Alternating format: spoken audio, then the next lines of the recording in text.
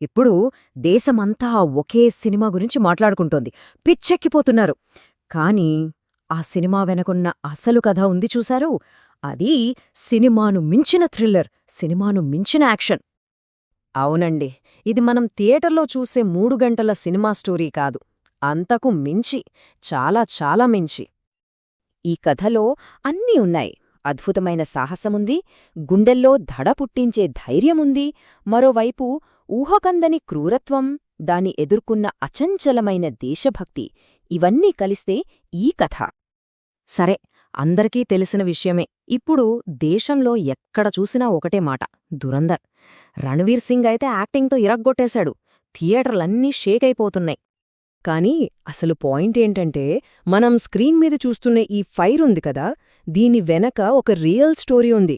ఆ story cinema కన్నా చాలా పెద్దది. ఇంకా చెప్పాలంటే సినిమా కన్నా చాలా రియల్. ఇంతకీ ఏంటా కదా? పదండి తెలుసుకుందాం. ఈ కథ ఎక్కడ మొదలవుతుందో తెలుసా? మన పొరుగుదేశం పాకిస్తాన్లోని కరాచీలో. అక్కడ లియారీ అని ఒక ఏరియా ఉంది. దాన్ని ఏరియా అనడం కూడా తప్పేమో, అదొక నరకం. భూమి మీద ఉన్న ఒక నరకం. అసలు లియారీ ఎంత డేంజరస్ ప్లేస్ అంటే, అక్కడికి పోలీసులు కూడా వెళ్లడానికి భయపడతారు. అంటే ఆలోచించండి, అక్కడ గవర్నమెంట్ లేదు, లా అండ్ ఆర్డర్ అస్సలు లేదు. అంతా డ్రగ్స్, గన్స్, మాఫియా రాజ్యమే. మరి వీటన్నింటినీ వెనుకుండి నడిపే కింగ్ పిన్ ఒకడున్నాడు. అతని పేరే రెహ్మాన్ డెకాయిట్. అతని పవర్ ఏ రేంజ్లో ఉంటుందో చెప్పడానికి ఒక్క ఉదాహరణ చాలు.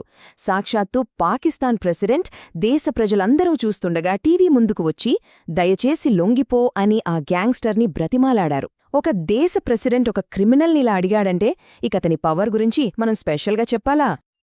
ఓకే, అంతా బాగానే ఉంది.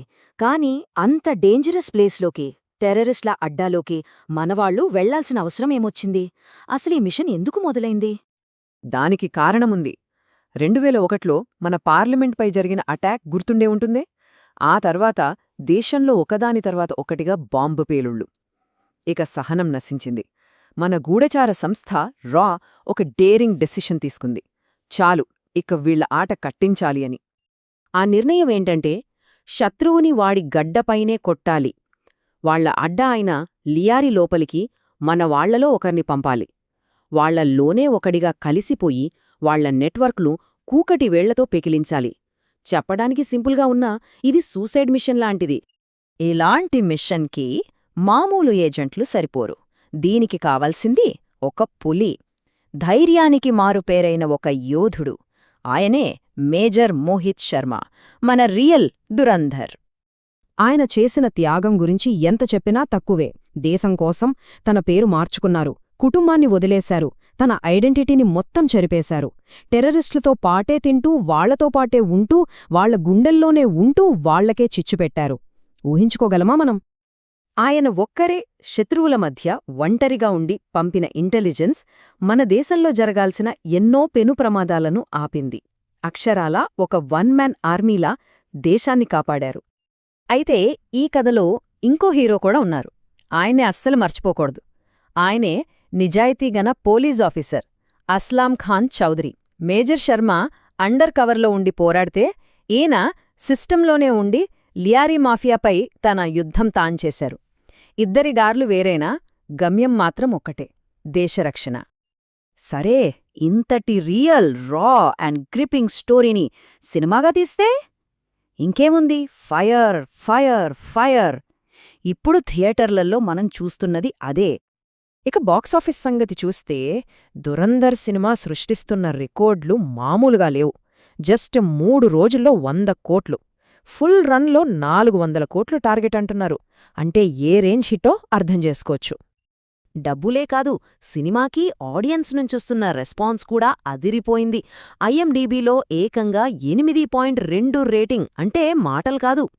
ఇప్పుడు చూడండి, రియల్ హీరోకి ఉన్న తేడా. తెరమీద రణ్వీర్ సింగ్ 3.5 గంటలపాటు ఫైర్ చూపిస్తే, తెర వెనుక మేజర్ మోహిత్ శర్మ తన జీవితాన్నే దేశం కోసం పణంగా పెట్టారు.